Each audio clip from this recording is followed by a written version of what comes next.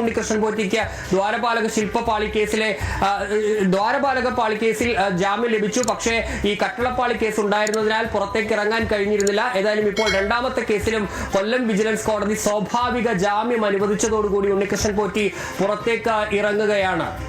കുറ്റപത്രം സമർപ്പിക്കാതെ സ്വർണ്ണക്കൊള്ള കേസിലെ മുഴുവൻ പ്രതികളെയും പുറത്തു കൊണ്ടുവരുന്നതിന് വേണ്ടിയിട്ടുള്ള ഒരു ഗൂഢാലോചനയുടെ ഭാഗമായിട്ടാണ് ഇപ്പോൾ ഉണ്ണികൃഷ്ണൻ പോറ്റി ജാമ്യം കിട്ടി പുറത്തു വരുന്നത്. ഈ കൊള്ള നടത്തിയ പ്രതികളെല്ലാം പുറത്തു വരുമ്പോൾ ഈ തെളിവുകൾ മുഴുവൻ നശിപ്പിക്കപ്പെടും. CPM വേണ്ടത് CPM നേതാക്കൾക്കും സ്വാഭാവികമായി അവർക്കും പതിയെ പതിയെ ജാമ്യം കിട്ടി അവരെല്ലാം പുറത്തു വരും. അപ്പോൾ CPM ഒരു അച്ചടക്ക നടപടി പോലും എടുക്കാതെ അവരെ ഭയന്നായിരുന്നിരുന്നു. കാരണം ഇത് അവർ വീണ്ടും അവിടെ കിടക്കുകയായിരുന്നു.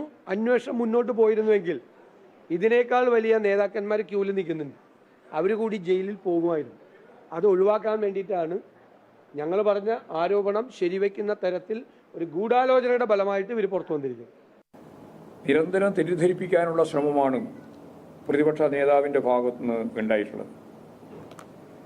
എപ്പോഴും യഥാർത്ഥത്തിൽ യാഥാർത്ഥ്യം മറച്ചു വെച്ച് കേസ് കോൺഗ്രസിലേക്ക് അവരുടെ പ്രധാനപ്പെട്ട നേതാക്കളിലേക്ക് എത്തുന്നു എന്ന് കാണുമ്പോൾ അതിനെ തകർക്കുന്നതിന് വേണ്ടിയുള്ള ബോധപൂർവമായ ഇടപെടൽ നടത്തി.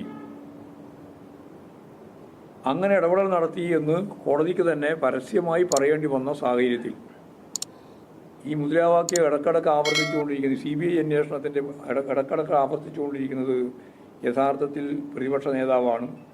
പ്രതിപക്ഷ നേതാവിന് വേണ്ടി കോടതിയിൽ പോകുന്നത് BJPയും BJPയുടെ അനുബന്ധ വിഭാഗങ്ങളുമാണ് എന്നുള്ളതാണ് വിചിത്രമായ ഒരു കാര്യം.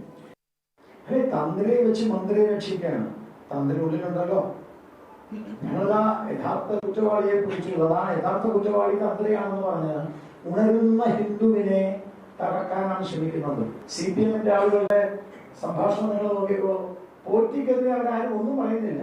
പത്മകുമാറിനെതിരെ ഒന്നും പറയുന്നില്ല. വാസുവിനെതിരെ ഒന്നും പറയുന്നില്ല.